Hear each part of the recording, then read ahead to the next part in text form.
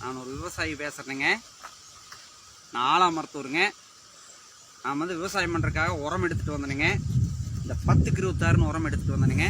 அதிகமாக இப்போ பயன்படுத்துகிறது எல்லா விவசாயிகிட்ட கடைக்காரில் அனைத்து பேருமே இது வந்து உரம் அருமையாக இருக்குது, நல்லா பிடிக்கி 99% வந்து நல்லா இருக்குது அப்படின்னு சொல்கிறாங்க. அதனால் வந்து நான் வந்து விவசாயம் பண்ணுறது வந்து தென்னை, வாழை, மல்லி, தக்காளி அனைத்தும் ஒரு விவசாயம் பண்ணுறேன் நான். அதில் பார்த்தீங்கன்னா இந்த விவசாயத்துக்கு உண்டான இந்த உரங்களை வந்து எடுத்துகிட்டு வர்றது 10க்கு 26 அதிகமாக பயன்படுத்துகிறாங்க. எல்லா அனைத்து விவசாயம் நான் இல்லை, அனைத்து விவசாயிகளும் வந்து 10க்கு 26 நல்லா இருக்குதுன்னு பார்த்தீங்கன்னா அதுதான் எடுக்கிறாங்க. இப்போது கடைக்காரர் வந்து இதை நம்ம இது பண்ணுறாங்க. அப்போ வந்து நாங்கள் எடுத்துகிட்டு வர்றதில் இந்த உரத்தில் பார்த்தீங்கன்னா 50 கிலோ பேக்கு, 50 கிலோ பேக்கில் இது பார்த்தீங்கன்னா இவ்வளோ மண் இருக்குது. மண் ஃபுல் பார்த்தீங்களா, 50 கிலோ பேக்குக்கு வந்து ஒரு 4 கிலோ மண் வரும். ஃபுல்லாக வந்து மலன் மாதிரிக்கு வெறும் மண். அதில் வந்து இப்போ பார்த்தீங்கன்னா கரைச்சி விட்டது இதில் வந்து பூரா மண்ணாக நிற்கிது.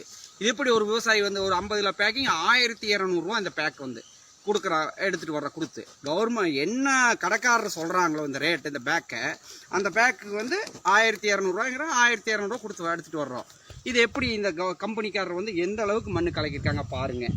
இதே கவர்மெண்ட் இதே கண்டுக்க மாட்டேங்குது. இருக்கிறோட விவசாயியோட நிலைமை வந்து ரொம்ப மோசமாக இருக்குது.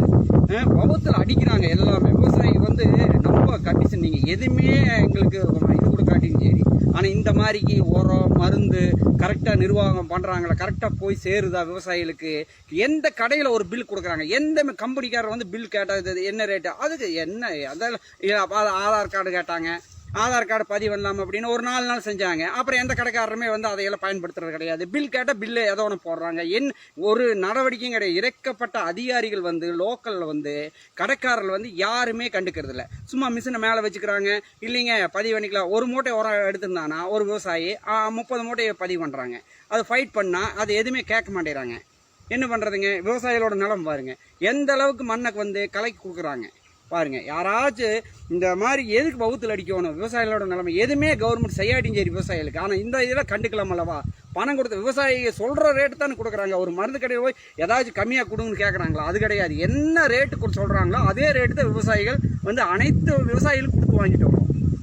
ஏன் இந்த மாதிரி நடக்குது? கவர்மெண்ட் ஏன் இப்போ கண்டுக்க மாட்டேது? இதே முதல்ல வந்து உடனடியாக இந்த கவர்மெண்ட் வந்து இந்த மருந்து உரம் இதுகளெல்லாம் வந்து கண்டு நடவடிக்கை எடுத்து இந்த விவசாயிகளை வந்து காப்பாற்றணும். விவசாயி வந்து நம்ம இதாக இருக்குது. நாளைக்கு பின்காலத்தில் வந்து விவசாயம் பண்ணுறதுக்கு ஆளே கிடையாத கண்டிஷன் போயிட்டுருக்குறோம். விவசாயம் அந்த நிலைமைக்கு நொடிஞ்சிட்டு வருது. விவசாயிகளை வந்து காப்பாற்றுங்க. முதல்ல வந்து இந்த உர கம்பெனிகளை இந்த மருந்து கம்பெனிகளெல்லாம் என்ன ப்ரொடெக்ஷன் பண்ணுறாங்க அதை வந்து கரெக்டாக இது பிடிங்க. கடைபிடிக்கலைன்னா ஒன்றுமே பண்ண முடியாது. விவசாயிகளோட நிலம் பாருங்கள். 50 கிலோ பேக்குங்க 4 கிலோ மண்ணை போட்டுட்ருக்காங்க.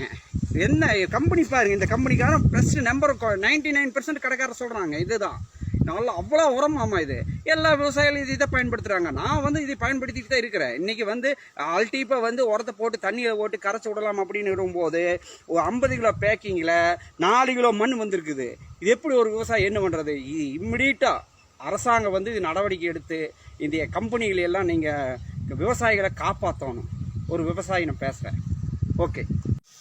இந்த உரம் வந்துங்க மணிக்குமாரில் எடுத்துகிட்டு வந்தேங்க. பெதப்பம்பட்டியில் மணிக்குமார் உரம் எடுத்துகிட்டு வந்தேன். அதிகமாக உரம் வந்தால் மணிக்குமாரில் எடுப்பேன். அப்புறம் ஏதாச்சும் உரம் வந்து பாலகுருவில் போய் எடுப்பேன். அவங்க 2 பேர் கடையில் தான் எடுத்துகிட்டு வருவேன். விவசாயிகளும் அனைத்துக்கும் வந்து நான் வாங்குறது மருந்து உரம் எல்லாம் வந்து எடுத்து மணிக்குமார் பாலகுரு 2 கடையில் எடுப்போம். ஓகே. பரிந்துரை பண்ணுங்க. எனக்கு வந்து ஒரு விவசாயிக்கு வந்து எந்த அதிகாரிக்கு வந்து இது பரிந்துரை பண்ணி எந்த அதிகாரி நடவடிக்கை எடுப்பாங்க யாருன்னு தெரியல.